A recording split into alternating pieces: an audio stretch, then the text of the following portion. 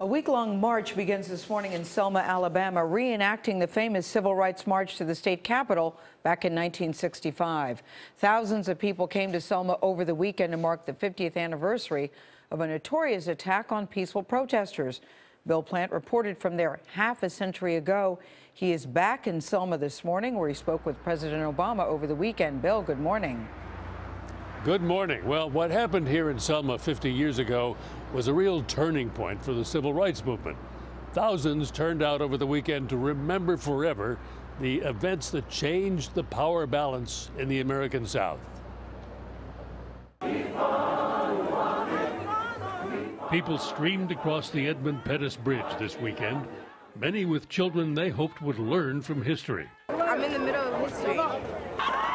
When police gassed and beat unresisting marchers on what became known as Bloody Sunday, John Lewis, then a 25-year-old civil rights worker, was at the head of the line. If someone had told me when we were crossing this bridge that one day I would be back here introducing the first African-American president, I would have said, "You're crazy, you're out of your mind." For President Obama, the fruits of the civil rights movement were proof of the nation's ability to change.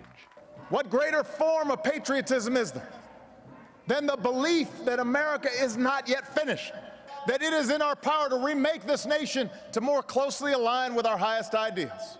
Then the president, joined by his family, marched arm in arm over the bridge with John Lewis and 103-year-old Amelia Boynton, another of those injured 50 years ago. And a CBS News poll shows that 52% of Americans say race relations in the U.S. are generally good, but only 32% of blacks hold that view. Mr. President, why is there such a disparity in the way blacks and whites see race relations? Well, there's been obviously a different experience of race relations in this country. You know, we've made great progress, and the country is undeniably better off for it.